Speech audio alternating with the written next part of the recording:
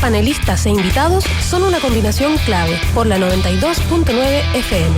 La clave, me escucha. Está junto a nosotros Marley Coffee, un café 100% orgánico con 6 diferentes variedades para disfrutar donde usted quiera. Encuéntrelo en supermercados, minimarkets y cafeterías del país. Con Marley Coffee disfrute de su día con toda la onda. Almuerzo de negocios, el ambiente perfecto para disfrutar un break de tu trabajo y degustar de una exquisita oferta gastronómica en Restaurante El Cid del Hotel Sheraton Santiago. De lunes a viernes de 12:30 a 15:30 horas, reservas al 222-335.000 o en sheraton.com/Santiago. La capacitación online ha sido la opción para perfeccionarse, adoptada actualmente por las universidades. Les Salles, pionero en esta modalidad online, ofrece a las empresas una amplia oferta de cursos que les permitirán fortalecer su desarrollo laboral. Consulte por programas, becas y descuentos en www.lesalles.cl. Les Salles con H, ¿eh? Ahí entre Les Salles, esa lleva H antes de la A. Esta es la opción de capacitación online. Vive tus experiencias al límite con la energía y el impulso de lo que te motiva. Hankook Baterías, lo mejor de la tecnología coreana, 100% libre de mantención y la mayor garantía del mercado. Hankook Baterías, tu punto de partida. Visítalos en bateriashankook.cl. Y ya estamos con nuestro panel de los días miércoles. Francisco Martorell, Verónica Pinilla y José Francisco Lagos. ¿Cómo estás, José Francisco? Muy bien. Buenos días. Muchas gracias, buenos ¿Por qué días. vienes tan cargado de tanta cosa, Francisco? ¿A dónde vas? Que tienes un traje, estas son cosas que no muchos ven porque lo escuchan la voz, pero parece que vinieras aquí y te ibas, yo pensé, en una de esas te disfrazaste de persona normal y ahí lo que tienes en realidad es el equipo del astronauta que siempre quisiste ser. No, la verdad es que vengo muy abrigado, soy friolento. Y además mi mamá ayer fue a mi casa, me mandó almuerzo, entonces responderle. Ayer mi mamá cumplió formalmente, digo formalmente nomás, 92 años. Tu madre. Que vive conmigo porque le pidieron la casa hace algún tiempo. Felicidades para ella. ¿Escucha el programa? Sí, a veces lo escucha, pero déjame decirte algunas cosas interesantes que conversaban ayer mi mamá con algunas otras tías que llegaron a saludarla. Tan longevas como ella.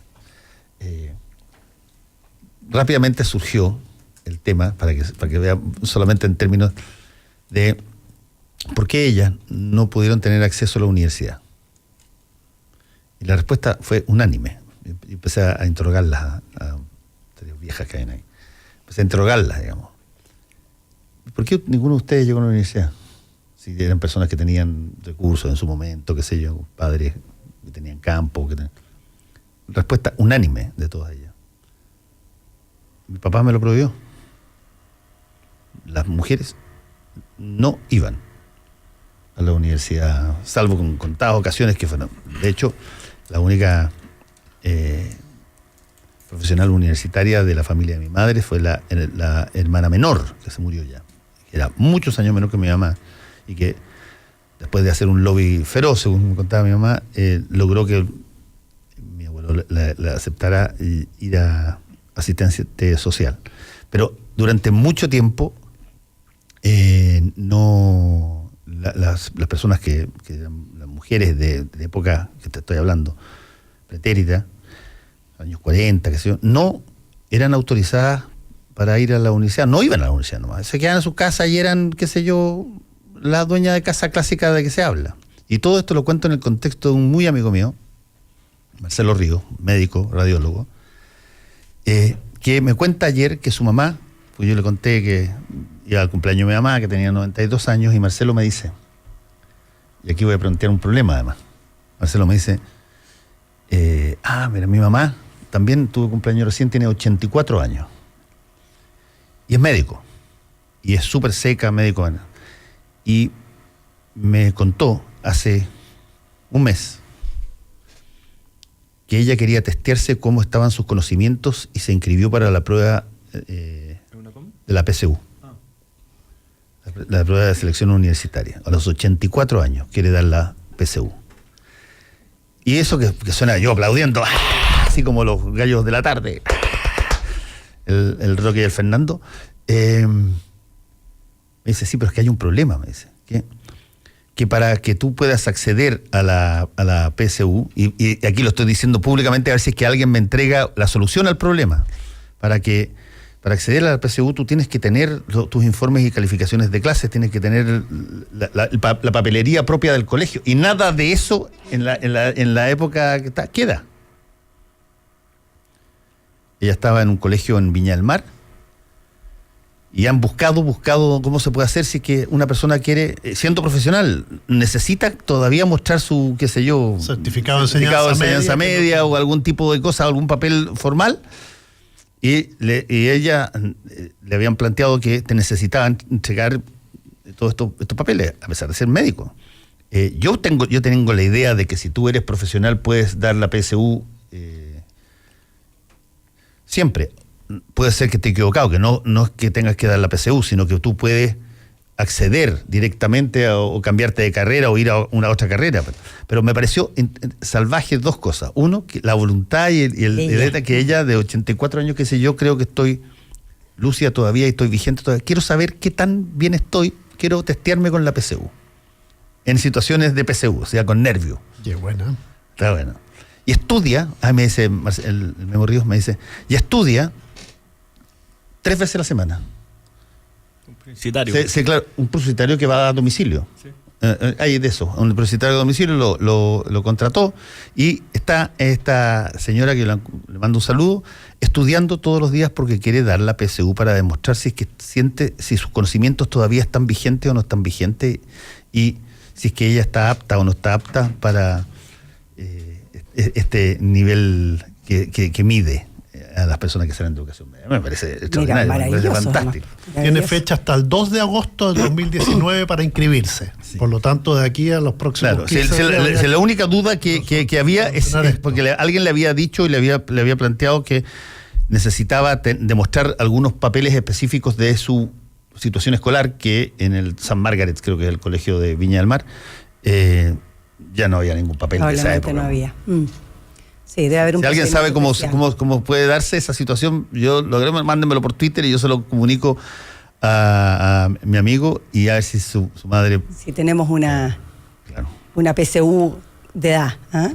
Ahora, es verdad lo que tú mencionas, pues hace algunos par de décadas atrás, primero, evidentemente las mujeres no solamente no podíamos ingresar a la universidad por una discriminación, o sea, había una discriminación familiar, de hecho. O sea, había un cierto rol que había que seguir, pero segundo, cuando ya las mujeres comenzaron a entrar a la universidad, además habían carreras que eran preferentemente para mujeres, y otras que estaban destinadas a los hombres, donde obviamente más las matemáticas y la medicina estaba mucho más orientada al trabajo, al estudio más masculino, y eso favorablemente en Chile ha cambiado muy rápido también. En Chile la cantidad de mujeres que están en el pregrado hoy día, entiendo, está aumentando, es mayor al de los hombres, y el promedio y el rendimiento en general, bueno, me pasa a mí con la mayor parte de mis estudiantes en realidad de la universidad, sin desmerecer obviamente a los hombres, las mujeres son súper destacadas, súper buenas estudiantes, muy, muy, muy responsables en sus quehaceres, y obviamente esperamos que ese nivel, digamos, de producción y de trabajo se siga aumentando y vaya a las ciencias, también a las ciencias naturales y a las matemáticas como se espera. Eso ha aumentado mucho, ¿no? Sí, sí. Bueno, tenemos una serie de temas, pero hay todo tipo de temas, hasta desde la situación en Osorno, que yo lo encuentro increíble, para serte franco. Me encantaría una explicación, pero lo más transparente posible, de qué fue lo que pasó, pero que tú tengas casi 7 días, una semana sin agua en una población, y que te digan que ya pasado mañana, y no, y mañana, y no, y ahora se supone que es esta tarde. El presidente llegó a Osorno ya. Y aquí tú vas a encontrar una serie de temas interesantísimos. Uno, los mecanismos de fiscalización de las concesiones sanitarias. Segundo, el trabajo propio de la sanitaria. ¿Cómo puede ser de que se diga que esto fue un condoro porque alguien dejó la llave corriendo de petróleo un poquito más? En tercer lugar, creo que han habido todo tipo de situaciones en torno a esto lamentables. Yo creo que lo que hizo Pepsi es francamente no cruel, pero además es, qué sé yo, de mal gusto. sacar una publicidad junto a las personas de Osorno que no tienen agua porque no se van a tomar Pepsi, me parece casi una burla, digamos, en aras de tratar de generar un poquito de ingreso más ahí. Pidieron perdón después. Disculparon y dijeron que había sido un error, lo que me cuesta entender que hay un error que es está difícil. Una situación, claro, una pieza publicitaria que tiene que pasar por, me imagino, varias aprobaciones. Se la hizo Coca-Cola, parece. Claro, se la hizo Coca-Cola.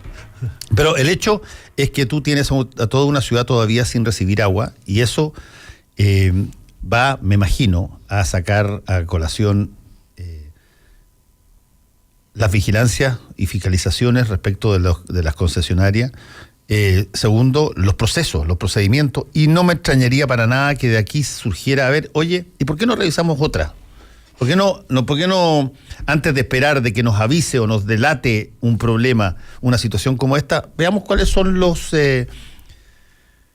mecanismos de fiscalización que se tienen al interior de otras cosas, incluso expandámoslo a otro tipo de intereses, como por ejemplo los mineros, cuando está el agua cerca, siempre disponible. Y por lo tanto tú puedes encontrarte aquí con que Osorno sea el punto de partida de algo que termine en una ley. Que espero que no sea una ley de urgencia hasta que no se piensa en nada y que se sacan en 30 días, sino que todos sin agua. Que terminamos todos sin agua. Eres optimista, Fernando. Sí. Yo creo que estas cosas cuando ocurren, que han ocurrido muchas veces, hemos estado 48 horas hasta 72 horas, no de esta magnitud, no afectando a una población tan extensa, a toda una ciudad. Generalmente lo que hacemos es esperar luego a alguna comisión investigadora, algo por aquí por allá, para echarle tierrita al asunto, ¿no? Y poner algunas multas, que siempre son pocas, porque en materia de concesiones ya sabemos que los ingresos que se hicieron hace 10 o 15 años o 20 años con los contratos le permitieron a las empresas entrar con requisitos muy bajos a la hora de multas y castigos. Por lo tanto, tiende esto a olvidarse. Y como además no ocurrió en Santiago, y esto hay que decirlo porque tiene que ver con la centralización, y ocurrió en Osorno, a 1000 kilómetros de acá, etcétera, también toda la verdad. Es probable que pase sin pena ni gloria. Y de hecho, si entran leyes, como tú dices, las rápidas son malas. Las rápidas son malas. Y las otras son demasiado lentas, y empieza el lobby de esta sanitaria y de las empresas privadas, que en el fondo va a impedir que cambien las reglas del juego. Pero como yo decía en el panel anterior, estos son eventos centinela, como se contaba yo que se decía en el hospital Johns Hopkins de Estados Unidos cada vez que algo pasaba, que era una suerte de luz que iluminaba un problema. Sí, claro.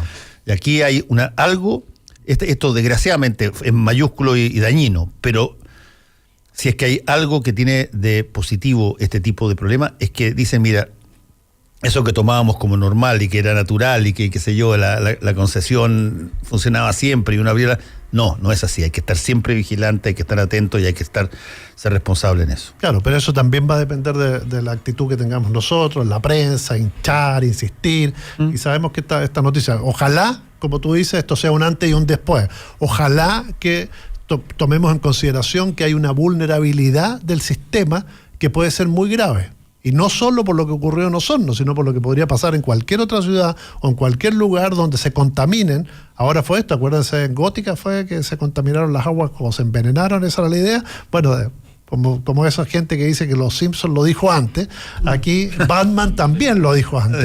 Esto puede ocurrir, por lo tanto, esa vulnerabilidad hay que estar muy atento. Igual ahí hay o sea, sin desmerecer obviamente la crisis que está viviendo hoy día Osorno y las familias que leí ayer y veía la cantidad de cuadras que tienen que salir a buscar agua, lo que significa estar sin agua no solamente un día, sino que todo un fin de semana largo, probablemente además la gente con los niños en las casas, los adultos mayores, la verdad que es una situación muy, muy, muy lamentable. Uno no lo vive de Santiago, claro, y probablemente no es el mismo fenómeno, pero favorablemente esto ha sido bien cubierto también como noticia. Pero a mí lo que me llama a atención, obviamente considerando este problema medioambiental, es que Chile sufre permanentemente situaciones de crisis medioambientales que no son menores, ¿ah? Y nosotros finalmente reaccionamos frente a estas situaciones medioambientales en la medida que o la población y la sociedad civil se mueve, o en la medida que el tema topa la agenda nacional y por lo tanto la opinión pública también va allá, y en la medida que los medios de comunicación aporten. Lo que pasó con Quintero durante un gran tiempo y durante varios años ha sido producto de lo mismo, digamos. O sea, a otra escala, pero es un nivel de contaminación altísimo. Que se contaminen las aguas con petróleo no es una situación menor, o sea, es tan débil el sistema, es tan poco fiscalizado, como dice Fernando y Francisco, que falta que alguien deje una llave corriendo para que tú dejes una ciudad completa sin agua. Entonces, lo que pasaba en Papudo y en Maitencillo un tiempo, en Papudo tú no podías tomar agua, abría la llave y el agua salía amarilla y con un olor insoportable. Claro, la gente no tuvo la capacidad de poner este tema en los medios de comunicación, pero la gente de Papudo estuvo un año por lo menos viviendo en esas circunstancias. Acuérdate cuando pasó en Las Condes con el derrame arriba en la alta cordillera. La alta cordillera. Por el tema de... Entonces, ¿cómo? Y en temas que son sumamente sensibles como el agua, por ejemplo, deberíamos hacernos cargo de otra manera. O sea, ¿cómo lo hacemos? Bueno, hay una concertación de actores que tienen que sentarse a pensar. A mí me parece bien que viajado a Osorno, ojalá que a partir de esta visita puedan tomarse una agenda de mejoramiento continuo. Viene la COP25, hay una preocupación sobre el medio ambiente y no podemos estar permanentemente apagando incendios en el día a día. Y además, históricamente, los problemas que se habían dado en el agua, salvo el caso de este centro de esquí, eran por causa relativamente razonable. Yo me acuerdo cuando hace 2 temporadas atrás creo que se cortó el agua en Santiago, en gran parte de Santiago. La razón era, bueno, el agua viene muy turbia porque llovió muy arriba, no tenemos filtradores suficientemente potentes como para dar agua a Santiago.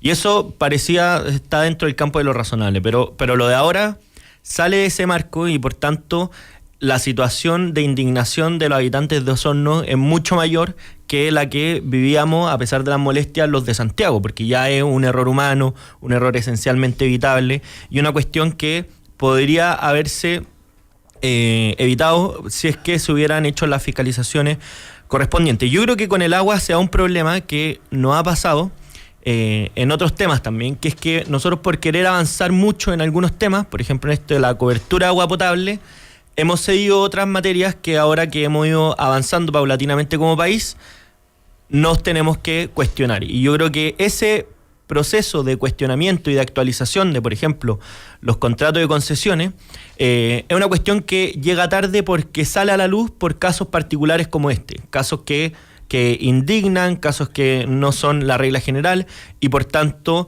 son los que más llaman la atención de los medios de comunicación y por supuesto de las autoridades. Pero yo creo que hoy día hay que hacer una actualización completa del sistema de concesiones precisamente para salvar el sistema de concesiones. Es decir, esto si lo extrapolamos a otros temas, no sé, red de luz eléctrica, suministro eléctrico, los cortes que hemos sufrido en Santiago, o por ejemplo, no sé, si pensamos en educación, que quisimos avanzar mucho en cobertura, pero faltó profundizar en la calidad, son los mismos problemas. A mí me tocó viajar a Perú a ver las elecciones presidenciales, la última, y era decidor en qué parte del progreso iba ese país, porque la publicidad de los candidatos era alcantarillado para todos o agua potable para todos. Hoy día Chile superó esa parte, por suerte, pero falta profundizar en que esos sistemas sean lo más conveniente para todos y con estándares que sean abiertamente distintos para que estos problemas no se vuelvan a repetir. Ahora, yo creo que más allá de fiscalizar y más allá del tema de revisar los contratos de concesiones, también hay que ver esta política de aguas que ha tenido el país. Sí, por el código de agua. Creo que eso es fundamental. De hecho, si no hay varios ahora que... no sacamos nada con lo otro. Y de hecho me acaba de llegar incluso, hay una invitación a adherir a la reforma al código de aguas. Que, acuérdate que durante algún tiempo se trató de plantear esto como parte de algo que podía surgir desde el Parlamento, pero finalmente las concesiones y particularmente las que tienen referencia al agua están demasiado amarradas, digamos. Sí, claro. Y por lo tanto tú tienes que desarmar muchas cosas ahí.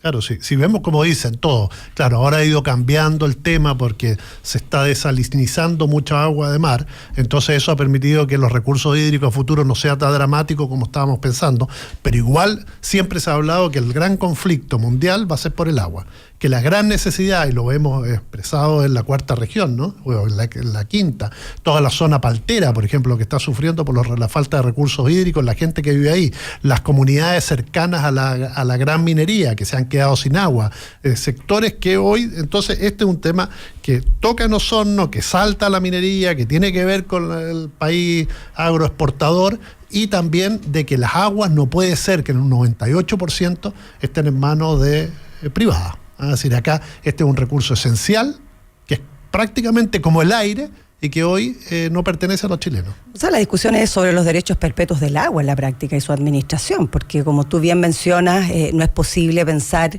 que en un país como Chile, donde además en un momento donde el agua es tal vez el recurso, o va a ser el recurso más escaso en los próximos años, nosotros estemos supeditados a una administración privada del uso y la administración de las aguas. O sea, eso tiene que estar revisado permanentemente, el uso, el buen uso del agua, y eso pasa por un código de agua que esté discutido abiertamente, no solamente por el Parlamento, sino que hay un conjunto también de comunidades que están hoy día haciendo un punto de inflexión respecto al uso del agua. Lo que pasa con las comunidades arriba en el sur o en la montaña, la situación, efectivamente lo que estamos viendo hoy día en Osorno, tiene que ver cómo la ley hoy día faculta a que el uso y el abuso del agua no sea un tema, no esté discutido, y yo creo que harto se discutió el gobierno pasado, pero necesitamos avanzar en esa ley. Pero ahí me parece que, bueno, que esta es la discusión ideológica por esencia, pero que el agua sea privada o estatal, según para qué la necesitamos, yo creo que ahí se vuelve relevante la discusión, porque si es que nosotros vamos a estatizar el agua, estoy inventando, pero por ejemplo, y el agua va a correr por los ríos y llegar al mar y se va a perder, evidentemente no sería positivo. Entonces, ¿para qué habría que estatizar el agua? Porque solamente es un recurso esencial, sí, pero el agua es esencial en cuanto se use.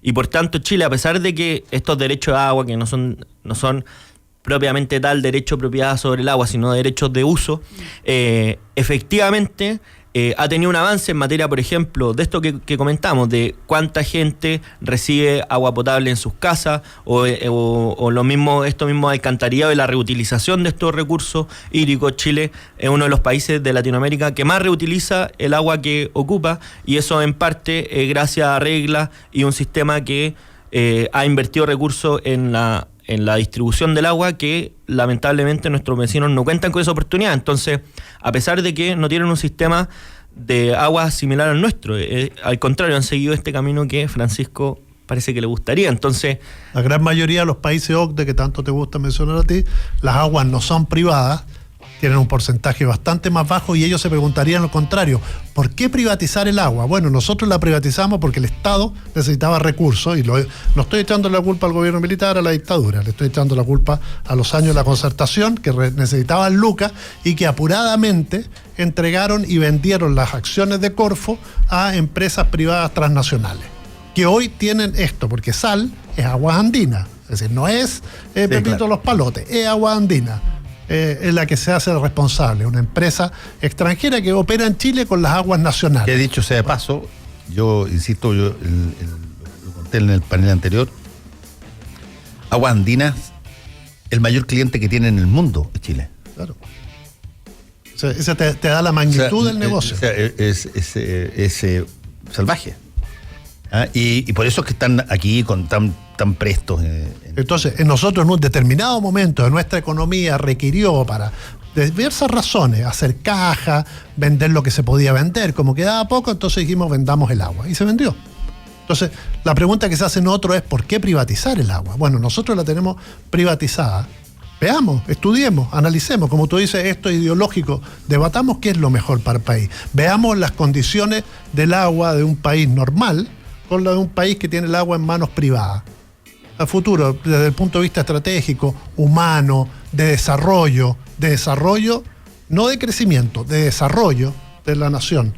Pero es que todas estas y no nos cerremos, porque tú dices que es ideológico, no nos cerremos. No, ahora pero es que vamos a un debate Perdón, Francisco, lo que pasa es que decía, ahí bueno, además hay una discusión también sobre cuál finalmente es la administración sobre el uso del agua. En los 90, en los 80, en Chile, la discusión era respecto a la utilización del agua en los procesos productivos. ¿Ah? Y lo que hoy día efectivamente nos ha demostrado el cambio climático es que lo que tenemos que asegurar es el uso del agua para el desarrollo del ecosistema y para el desarrollo del ser humano, no solamente los procesos productivos. Entonces ahí hay un cambio de paradigma súper importante, porque si nosotros tuviéramos un equilibrio fundamentalmente medioambiental y tuviéramos un desarrollo amplio, digamos, en un país donde efectivamente el agua no fue tema, hoy día tampoco lo sería, pero hay un cambio de paradigma en el mundo, no solamente en Chile. Entonces esa discusión que tú dices que es ideológica, que a mí me parece bien, hay que discutirlo, hay que ponerlo sobre la mesa. Por ejemplo, ¿para qué queremos el uso del agua? Pero ahora Nueva Zelanda, por ejemplo, se está replanteando el PIB, ¿cómo medirlo?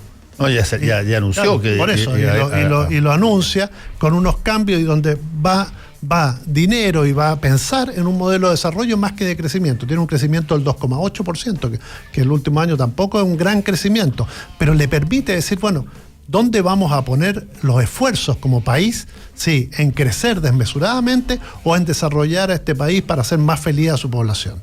Esa es la idea. Hagamos una pequeña pausa y seguimos conversando. Volvemos con Combinación Clave. La clave me escucha. Hay pocas cosas más ricas que compartir un brunch familiar. Sábados y domingos de 3 a 16 horas en Restaurant El Cid. Disfruta un sabroso menú con variadas estaciones, coctelería con espumante, bebidas gaseosas ilimitadas y espacios para que los niños jueguen. 32.900 pesos IVA incluido por persona. 50% de descuento para niños de 4 a 11 años. Reservas al 222-335000 o en Sheraton.com/Santiago. Disfruta tu mañana y tómate un momento Marley Coffee. Con granos orgánicos tostados al sol, tienes en tus manos mucho más que una taza de café. Prueba el aroma del verdadero café natural, 100% orgánico y sin pesticidas. Disponible en 6 variedades: Buffalo Soldier, One Love, Lively Up, Get Up Stand Up, Mystic Morning y Simmer Down. Nuestra versión descafeinada. Marley Coffee está aquí y en todas partes. Para hacer un buen negocio, necesitas ser un gran anfitrión. Para organizar un seminario productivo, debe elegir el lugar correcto. Visite Hotel Nogales y compruebe que superamos sus expectativas. 5 salones de hasta 300 personas con equipos audiovisuales, estacionamiento y Wi-Fi de alta calidad. Cotice en hotelnogales.cl o al 2233 56 958. Hotel Nogales, Los Nogales 741, Providencia. Si quieres escuchar La Clave en tu radio, sintoniza la 92.9 en Santiago. Si prefieres escucharla y verla en tu smartphone, compu, iPad, radiolaclave.cl. Estés donde estés. La Clave me escucha.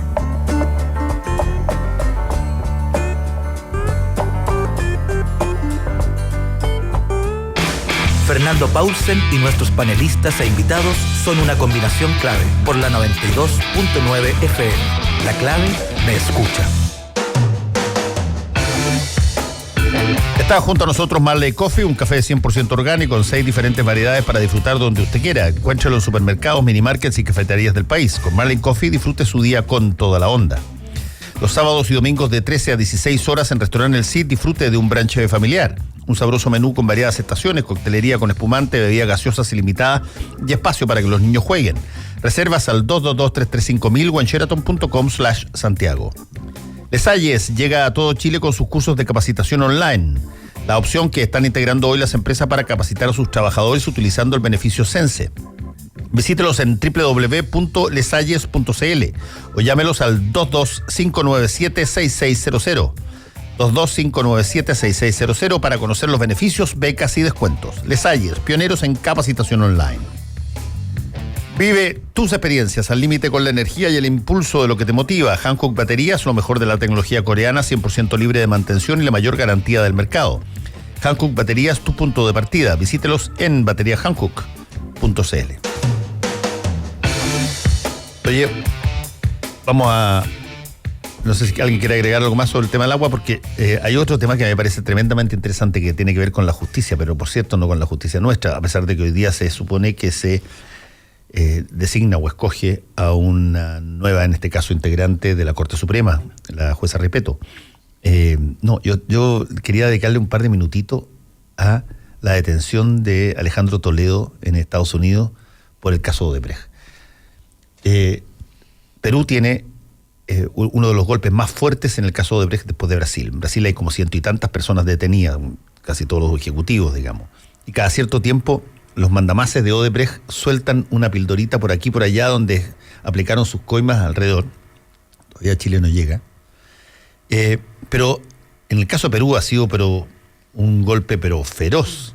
Los últimos 5 presidentes, por ejemplo, Alan García, que terminó suicidándose, acusado de recibir plata de Odebrecht, Fujimori,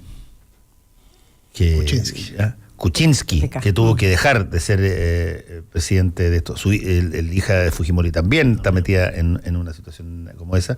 Alejandro Toledo, que estaba fugado en Estados Unidos. Y se generó un proceso...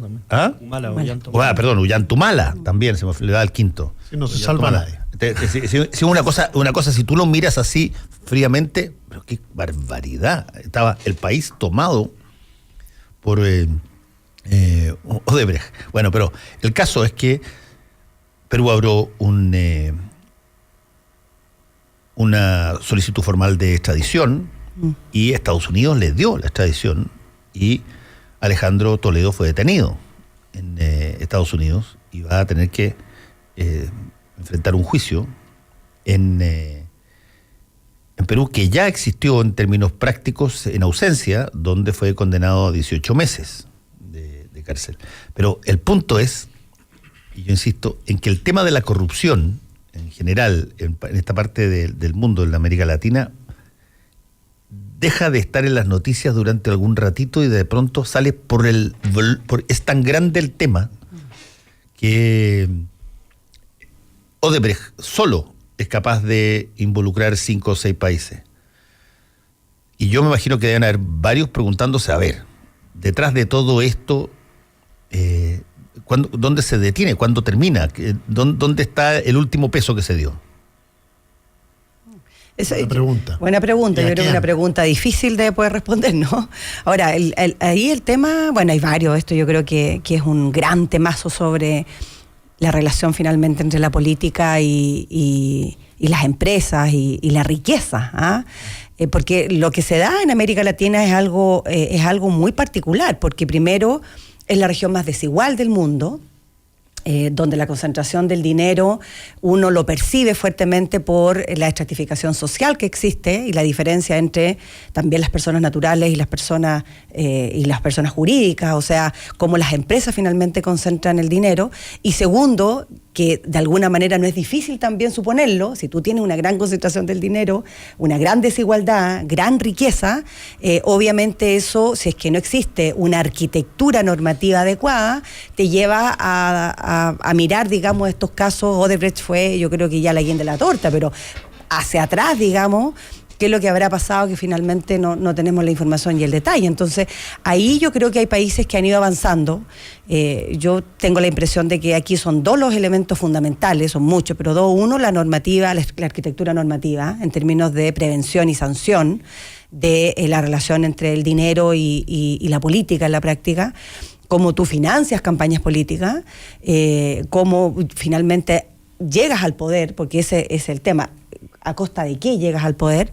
Y lo segundo, la ética, que es algo tan poco materializable, pero que en la práctica hace tan diferente unas sociedades con otras. O sea, yo dudo que en países más desarrollados no existan dificultades para poder establecer normativa. Obviamente que la hay, pero la sanción es tan grande, la sanción social es tan grande, la discusión penal, la discusión es tan importante que finalmente, claro, ahí hay una sanción, hay una ética que generalmente en conjunto te permite discutir esto y enfrentarlo de otra manera. Y yo siento que, por ejemplo, en el caso de Perú, lo que pasó, lo que ha sucedido en Panamá, o sea, es de alguna manera esta estructura, claro, tiran estas noticias de vez en cuando por mantenernos ocupados, pero claro, lo cierto es que detrás de esto hay una falta de ética y una falta de claridad y de sanción sobre la relación entre la política y el dinero, y eso creo que Chile ha avanzado, hemos estado avanzando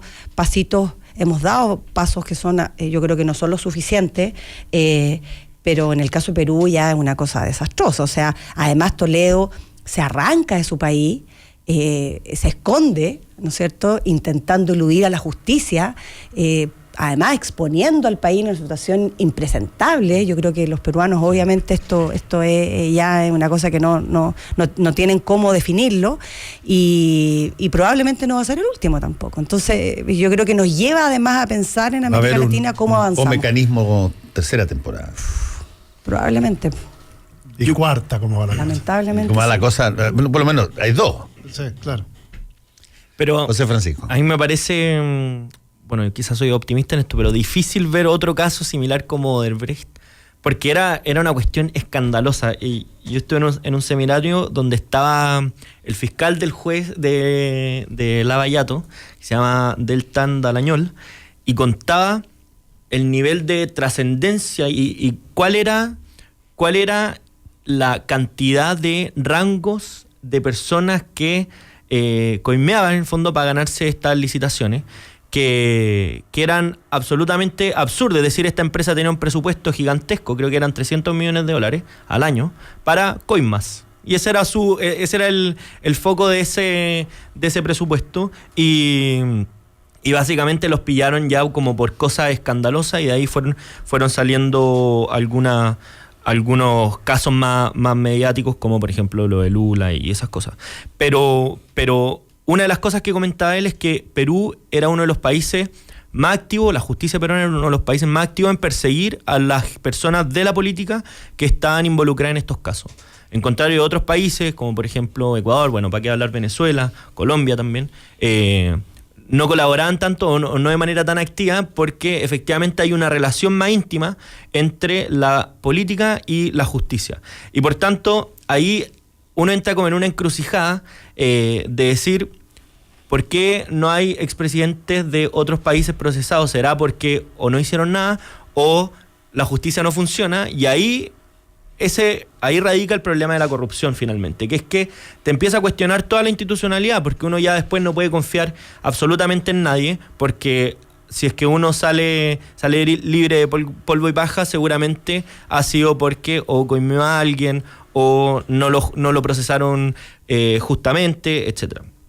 Yo creo que la línea y la solución a estos problemas va por el sentido de avanzar en transparencia. ¿En qué sentido? Como lo han hecho otros países, de transparentar absolutamente todo y que sea la ciudadanía la que juzgue.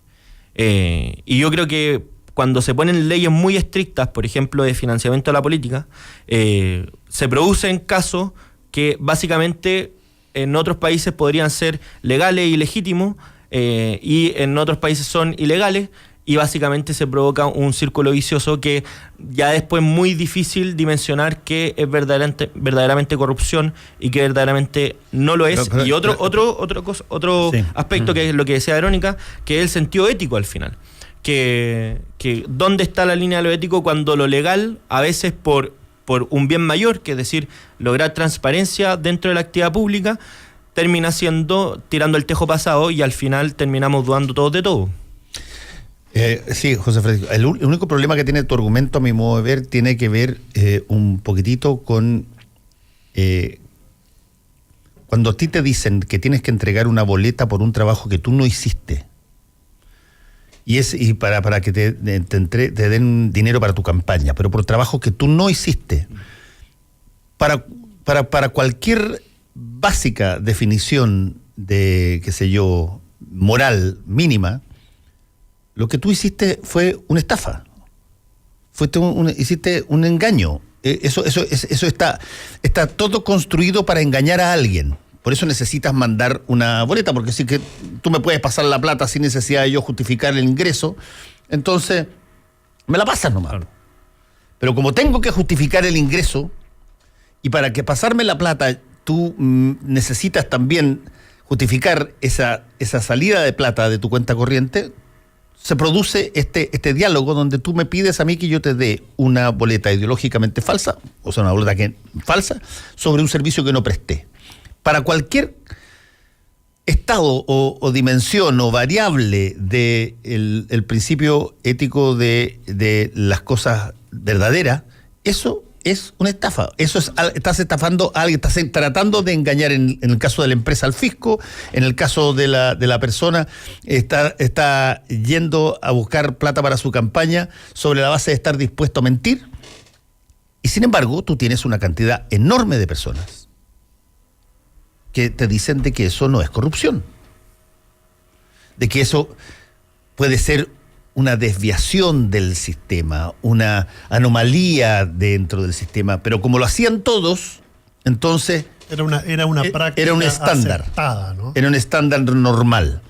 Y claro, la esclavitud era un estándar normal y tenía leyes, si tú quieres, en su momento, pero era una cosa que en algún momento dado se dijo, perdona, pero la esencia es aberrante, por lo tanto hay que hacer algo al respecto. Y aquí la esencia de esto es aberrante. Tú estás mintiendo intencionalmente para que no se sepa que tú no hiciste algo y recibiste plata por ello que te benefició. Ahora, la esclavitud se juntó con que el modelo económico necesitaba esclavos asalariados. Por supuesto. Personas asalariadas. Hasta que la ética con la práctica. Hasta que salieron los liberales, claro, como José Francisco. Necesitaban por eso yo admiro a John Stuart Mill y todas esas personas. Pero efectivamente yo creo que esto nadie está libre. Cuando uno dice Chile, no, el mundo. Yo estoy leyendo el libro El legado de Stieg Larsson sobre el asesinato de Palme, y tú ves que los suecos, a los cuales podemos tener igual que a los suizos, y de repente a los franceses, y los españoles, y los norteamericanos, y todo, y vemos que en todos surgen estos escándalos de corrupción vinculados a distintas cosas, empresas, a platas políticas, etcétera, etcétera. ¿Sabes tú dónde se da la diferencia, Pancho? Creo yo que cuando conversamos de este tema, donde se da la diferencia, no está la diferencia en que no se produzcan los hechos, sino que está la diferencia en cómo abordan. Ahí es donde voy. Entonces, esto no se va a terminar. ¿Hay solución? No hay solución. El ser humano pareciera ser que lleva un germen ahí de el enriquecimiento ilícito, muy impreso en su ADN. Fiscalización, transparencia, medios de comunicación activos, justicia cumpliendo con su rol y empezar esta batalla que es de todos los días, como dice Fernando, porque siempre va a haber el que justifique, siempre vas a tener al estudio abogado, a la agencia de comunicaciones que te va a decir, no, pero mira, si esto de dar una boleta, ¿quién no lo hizo para el cuñado que tenía una empresa y necesitaba pagar menos impuestos? Si lo hiciste tú, o el local comercial. Y vamos para atrás, yo me acuerdo que Moreno Ocampo, en una oportunidad, el que fue el subfiscal en el juicio a la Junta en Argentina, dijo, el primer acto de corrupción es la copia en el colegio. Claro. Si no la paramos ahí, si no empezamos ahí a mostrarle a ese niño que se está copiando, que está cometiendo un acto de corrupción, ese niño va a seguir. Algunos van a seguir corrompiéndose mucho más, entonces tienen que ser muy estrictos. Es decir, hay una serie de cuestiones que debemos ser mucho más estrictos. Ahí yo creo que hay dos elementos. Yo creo que Chile ha logrado avanzar. Pensemos nosotros que luego de la recuperación de la democracia, nuestra legislación sobre la fiscalización al sistema político era mucho más feble de lo que tenemos hoy día. O sea, cuando el 2015 se hace un fortalecimiento del CERVEL, por ejemplo, se hace justamente pensando en que vamos a estar cada día más amenazados y enfrentados a situaciones de incentivos no correcto respecto al financiamiento de la política, ¿no es cierto? Entonces, mirar para atrás y decir, bueno, efectivamente hubo financiamiento ilegal, claro que lo hubo, sí.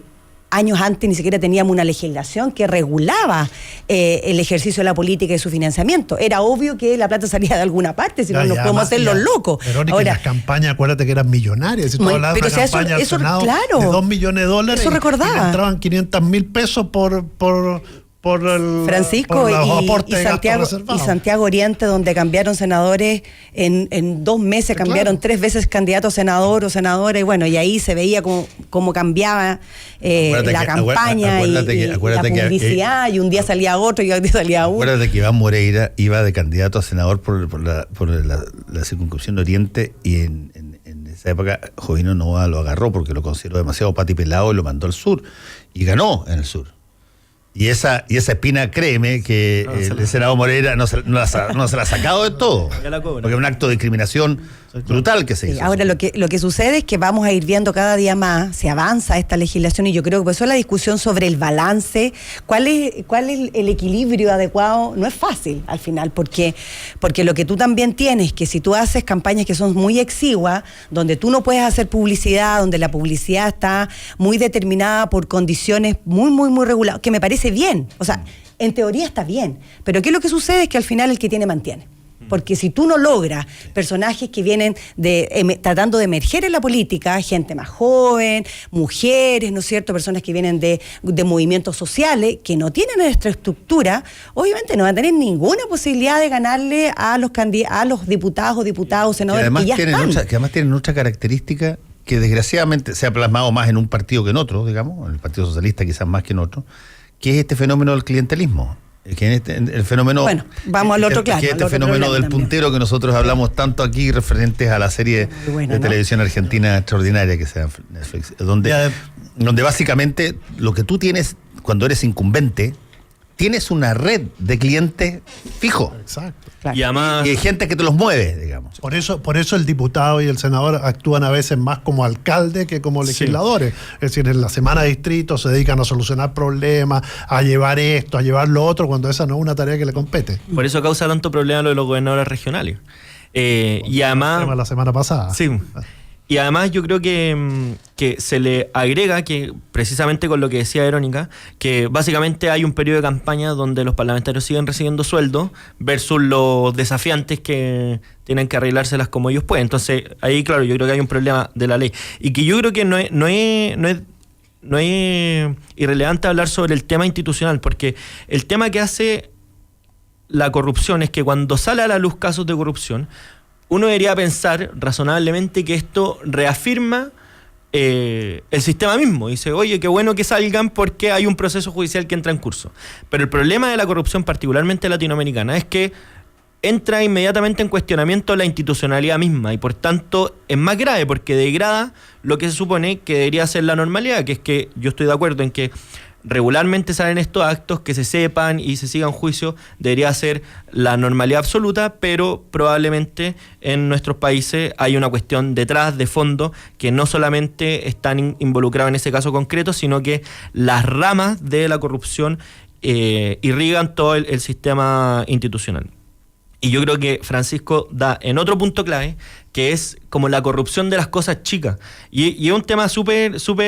Esa es la tesis de la tolerancia cero de Rudy Giuliani cuando era alcalde de Nueva York. Efectivamente, y además porque, por ejemplo, si a mí me hubieran preguntado, oye, tú hubieras aceptado un crédito de 6.500 millones de pesos para comprarte un terreno en Machalí, bueno, yo inmediatamente diría que no, porque nadie ha pensado un minuto de su vida en ofrecerme un crédito por 6.500 millones de pesos, pero ni medio segundo. Entonces yo no veo esa disyuntiva moral. Mis disyuntivas morales son distintas, no sé, pago o no pago la micro o cosas... Esto José, es fantástico el punto que pusiste, porque esto es exactamente igual, voy a ponerlo en términos absolutamente pedestres, cuando tú eres cabro chico y te pregunta a alguien, ¿tú eres celoso o no eres celoso? Y la verdad es que tú nunca has experimentado celos porque nadie nunca, qué sé yo, o tu polola o tu pololo nunca jamás ha hecho algún tipo de señal que parezca... La respuesta lógica es, mira, tendría que estar en la situación y ver si es que efectivamente se produce alguna escena que eventualmente yo pueda interpretar de celos para decirte si soy celoso o no soy celoso. Pero uno se define a sí mismo a priori sin estar en la situación. Así es. Y eso es una cosa bien interesante, porque efectivamente lo que pasa es que de pronto te ponen ante una situación que es irregular.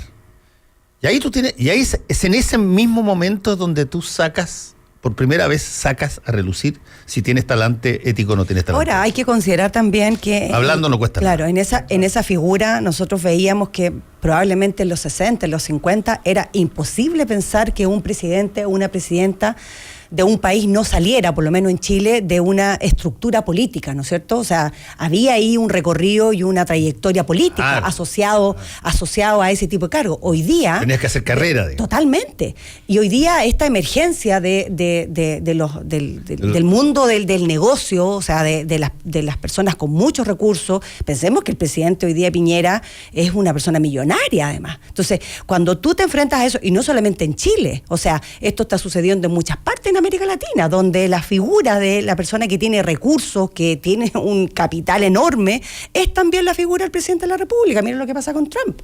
Trump era lo que todos conocemos, un millonario excéntrico, digamos, dueño de gran parte de Estados Unidos, y decidió en algún momento, se le ocurrió que podía ser presidente, y empezó a generar una carrera con una asesoría política interesante, comunicacional, y terminó siendo el presidente más raro, digamos, hasta el momento de Estados Unidos, y maneja no solamente Estados Unidos, sino que gran parte del poder del mundo. Entonces, y eso ocurre porque nosotros le damos un valor al dinero, le damos un valor que antes no le dábamos. Antes había una separación ética republicana de lo que significaba la política, y hoy día no estaba ocurre. todo para callado, digamos. Pero claro, los personajes cuando son ricos y postulan, la gente tiende a pensar en una cosa que parece de perogrullo. Mira, por lo menos este gallo no va a ir a mendigar platas a todas las empresas porque tiene plata propia. Bueno, cuando tú ves que los tipos mendigan igual. Además, él no necesita robar. Claro, él no necesita robar porque tiene plata. Eso yo y siempre, si le fue bien en los negocios, le va a ir bien también en la política. Yo siempre he contado el caso de Carlos Andrés Pérez, que me decía un amigo mío venezolano hace muchos años, que lo eligieron por segunda vez porque había robado tanto en su primer gobierno que decían, ya ahora el tipo está forrado, ahora va a trabajar por el país. Creo que robó el doble en el segundo tiempo. Entonces, existen estos pensamientos que tú tienes y que dices, mira, el tipo es independiente financieramente, pero a la hora de la hora tú ves que las personas van a las empresas, piden, qué sé yo, plata, les piden boletas y se arma un lío, porque tienen el interés de llegar, pero no a costa de su propio recurso. Bueno, el objetivo sería que yo creo que reinstaláramos discusiones importantes. Primero, la discusión respecto al tema de la ética en el diario vivir, en el día a día. O sea, desde lo que tú mencionabas, Francisco, del chico o de la niña que crece y cuáles son lo que debe y lo que no debe hacer, que tanto como padres nos cuesta finalmente instalarlo, es parte de una discusión que deberíamos tener en las universidades, en los colegios, en los liceos, en el hogar, ¿no es cierto? Padres y apoderados. Bueno, ahí está educación cívica y filosofía, que tenéis dos cosas fundamental. Claro. Pero, bueno, tú tienes una situación interesante, que es por ejemplo, tú me lo mencionaste, Pancho, que es divertido. Tú puedes entrar a una universidad de prestigio en Estados Unidos, cuesta, tú tenés que hacer una serie de cosas, etcétera. Ya, entra ahí. Que te echen de la universidad de prestigio es casi imposible, porque tenéis montones de recursos, salvo uno o dos. Copiar. Si tú copias o tú copias y haces tuya una cita de otro, o tú usas sin crédito o sin atribución como tuya una cita que tú leíste en alguna parte, puede ser la vía más rápida que te pegue una pata en la raja. Y la razón no solamente tiene que ver con la ética, a veces, en este caso también hay una razón de interés, que gran parte de los académicos, profesores, ganan en prestigio y ganan incluso recursos por las citaciones. Entonces, si tú no estás citando y estás haciendo pasar por propio lo que es de otro, el plagio, ese es pero un atentado brutal. Acuérdate tú que Bill Clinton, en el caso de Estados Unidos, estuvo casi a punto de ser acusado constitucionalmente, no por nada que tuviera que ver con lo que hizo con la señorita que estaba de pasantía en la Mónica Lewinsky, sino que porque mintió. La mentira tiene un nivel. ¿Qué es lo que es? Por ejemplo, la evasión de pagos de tributo. Esa es una mentira hecha, no, tú tienes que falsificar un estado de tus ingresos para pagar menos. Bueno, en algunos países todos los delitos contra la confianza pública son penados, pero brutalmente, porque la confianza pública es la base de todo. El que tú confíes que la otra persona está haciendo la pega y lo va a hacer bien, hace de que yo crea que no tengo que andar mirando los ojos por todos lados y la hago. Por eso es que, por ejemplo, la evasión tributaria en algunos países, como en Estados Unidos, tiene pena de cárcel y altísima de entrada. La alternativa institucional es la desconfianza pública, que es el sistema chileno, que es notarial todo. Claro. O sea, uno vía notario tiene que asegurar todo. Claro, todo lo que tú partes sospechando. Sí. No, pero en todo caso, este tema está instalado. Es para nunca acabar y es para estar siempre con los ojos abiertos. Es lo único que va quedando. Muchas gracias a Francisco Martorell, Verónica Pinilla y también a José Francisco Lagos por el panel de hoy día. Volvemos. Volvemos con Combinación Clave. La clave me escucha.